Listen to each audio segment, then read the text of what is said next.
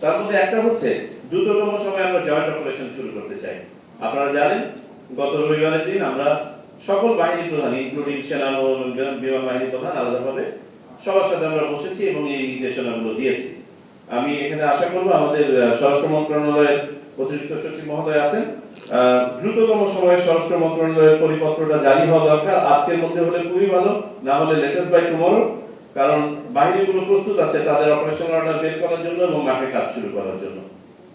আর joint operation পরিচালিত হবে এবং জয়েন্ট অপারেশনের কয়েকটা অবজেক্টিভ থাকবে, আপনারা নিজেরা আরো বের করতে পারেন। তার মধ্যে নাম্বার 1 অবৈধ অস্ত্র উদ্ধার, নাম্বার 2 সন্ত্রাসীদেরকে গ্রেফতার করা এবং আইনের আওতায় নিয়ে আসা, অন্ততপক্ষে এলাকা ছাড়া করা।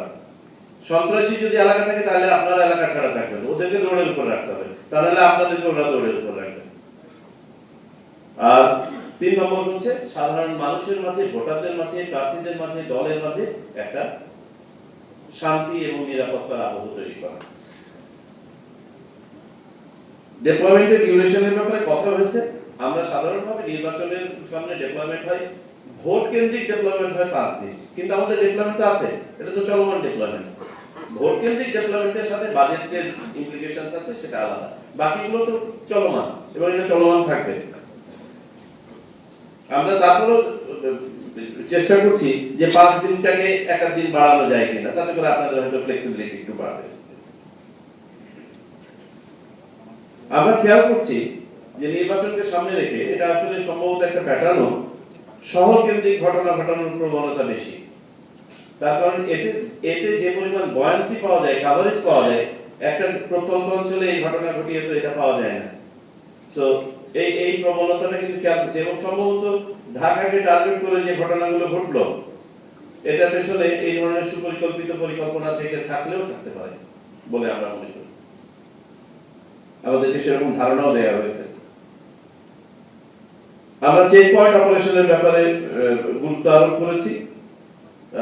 বিশেষ করে ওসমান হাদির ঘটনার পরে আমাদের কাছে মনে হয়েছিল আমাদের যদি চেক পয়েন্ট প্রটোকলটা খুব ভালোভাবে এক্সারসাইজ করতে পারতাম, তারা কি এলাকা ছেড়ে পালাতে পারতো? আমাদের মনে হয় একটু ইন্ট্রোস্পেকশনের দরকার আছে।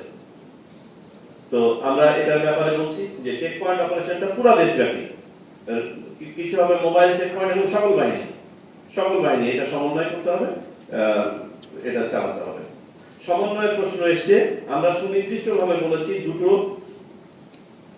আপনার মেকানিজমের কথা। একটা হচ্ছে আপনাদের বিভাগ, জেলা এবং উপজেলা পর্যায়ে আইন শৃঙ্খলা কমিটি আছে, এই কমিটিগুলো কাজ করবে এবং কমিটিগুলো থেকে আপনারা ডাইরেক্টিভস দেবেন।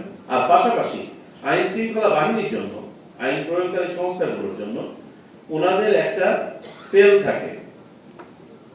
এই নির্বাচনকে কেন্দ্র করে এই সেলগুলোকে দয়া করে অ্যাক্টিভ করবেন, যেখানে সকল বাহিনীর প্রতিনিধি থাকবে। সেখানে আমরা বলেছি 3C, command, control, coordination. Command থাকবে সব বাহিনীর হাতে, কেউ কারো কমান্ড নিয়ে নেবে না, আমরা ক্লিয়ার করে দিয়েছি। কোঅর্ডিনেশনটা এই সেলের মাধ্যমে হবে, যাতে করে কোথাও ডুপ্লিকেশন অফ এফোর্টও না হয়, আবার কোথাও ভয়েডও না হয়ে যায়। আর নিয়ন্ত্রণের ব্যাপারটা, কন্ট্রোলের ব্যাপারটা আমরা বলেছি এগুলো ইভেন্ট ড্রিভেন।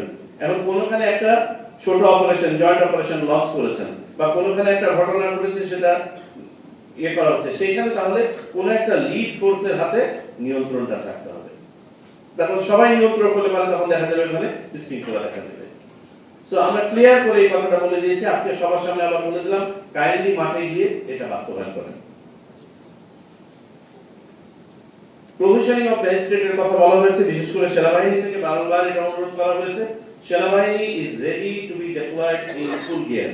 তাদের 1/3 ডিপ্লয়মেন্ট আছে, তারা ইমিডিয়েটলি এই ডিপ্লয়মেন্টটাকে বাড়িয়ে দিবে, 1 লক্ষতে উন্নীত করবে।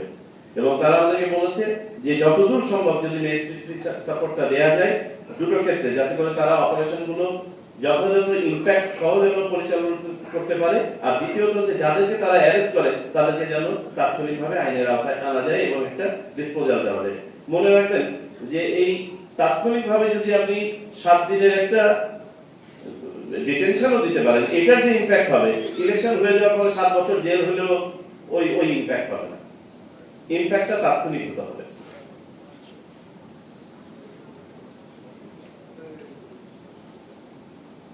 Please avail the presence of all forces আমি আবারও রিপিট করি, যে কোনো অ্যাক্টিভিটি যা নির্বাচনের পরিবেশকে বিঘ্নিত করবে, আন্ডারমাইন করবে, is not accepted and please don't tolerate. আপনারা টলারেট করবেন না।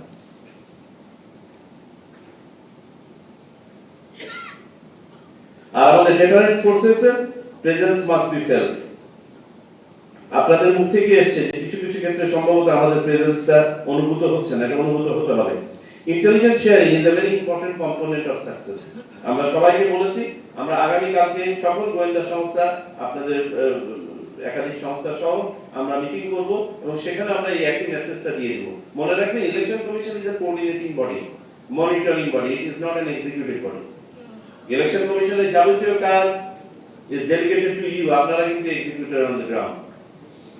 সো আপনাদেরকে এই দায়িত্বগুলো নিয়ে করতে হবে। আমরা সবাইকে বলেছি ইন্টেলিজেন্স শেয়ারিং যাতে যেসব ইন্টেলিজেন্স শেয়ার করা সম্ভব, কমন ইন্টেলিজেন্স, এবং কিছু এক্সক্লুসিভ ইন্টেলিজেন্স আছে, you would not like to share those. আমরা বিশেষভাবে দেখতে চাই যে কোনো, আমাদেরকে বলা হয়েছে, আইজিপি মহোদয় গতদিন বলেছেন, ডিএমপি কমিশনার মহোদয় বলেছেন যে কোন একটা জায়গাতে ইনসিডেন্ট হয়ে গেলে যে ওই এলাকা সিল করার যে প্রোটোকল, এটা তারা রিভিজিট করেছেন এবং সেই অনুযায়ী ইনস্ট্রাকশন দিয়েছেন। Please be on board with it. Okay, আমাদেরকে সিটিজেন আইটা ব্যবহার করতে হবে। জনগণ কিন্তু সবাই জানে, এলাকার মানুষ কিন্তু জানে কারা ক্রিমিনাল, কারা দুষ্ট, কারা কি মানে পাকাচ্ছে। আমরা বলি না যে ভেতরে ভেতরে কোনো ষড়যন্ত্র হচ্ছে কিনা। তাদের সাথে আমাদের মনে হয় কমিউনিকেশন যদি আমরা বাড়াতে পারি এবং আমরা এই মাঠ পর্যায়ের তথ্যগুলোকে নিয়ে যদি ইনফরমেশনকে ইন্টেলিজেন্সে রূপান্তরিত করতে পারি, তাহলে আমরা কিন্তু ভালো ফলাফল পেতে পারি।